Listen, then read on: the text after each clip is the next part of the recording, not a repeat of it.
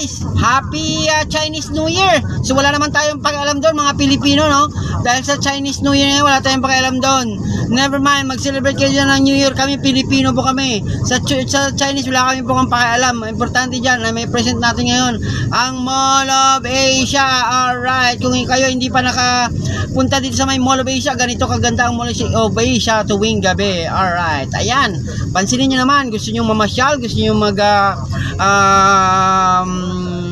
mall hopping, alright, kakain, kahit anong gusto nyo dito sa may Mall of Asia, talaga namang mag-enjoy kayo dito sa Pasay City, Philippines, the travel city. Alright, ang New Year natin tapos na Ang New Year ng Pilipinas po ay January 1. Alright, ang pinaka niya bisperas ay December 31. Alright, so sa Chinese naman wala kaming pakialam sa Chinese kasi bully yan bully kayo mga Chinese kayo sa Pilipinas inaapi nyo yung mga namin Coast Guard tsaka Navy sa West Philippine Sea, kaya wala pa kaming pakialam sa New Year nyo. Okay, alright, so tara na, pasyal na kayo. Meron naman dyan Ayala Malls dito sa may Pasay City, Philippines. Marami kayong mapupuntahan. Pwede kayong mag Soler, pwede kayong mag Kingsford, pwede kayong mag Okada, pwede kayong mag just to put on the record, guys, just to put on the record, meron tayong pinakamalaking hotel in the Philippines. Alright, susunod dyan, i-follow nyo ang aking channel. Ipe-present ko sa inyo ang the biggest hotel in the Philippines.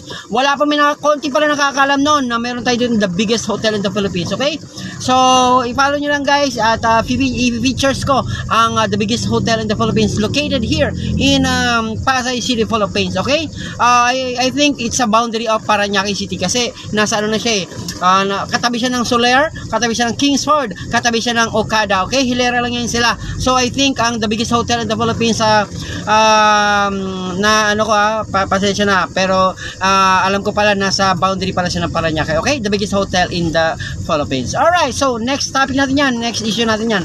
So dito pa lang tayo sa may Mall of Asia. Okay, so maraming salamat sa inyong paggantabi, pagsuporta sa aking munting palabas. Alright, ang ating ngayon, ang pag-ikot ko ngayon sa may Mall of Asia, which is in Pasay City, Philippines. Ang Pasay City, Philippines, ang Pasay City ay tinaguriang the travel city kasi nga nandito ang Philippine Airline. Alright, Terminal 1, Terminal 2, Terminal 3, and Terminal 4 kasi ang Terminal 1 ay nasasakupan ng Parañaque City. Okay, that's why Pasay City is the travel city. Sir, ano, kamusta?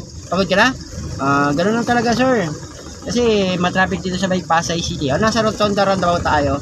Maghanap muna tayo ng ating passenger. Okay, so alright, panibagong ikot tayo ulit kasi pupunta tayo dun sa may Pacific, sa may main mall.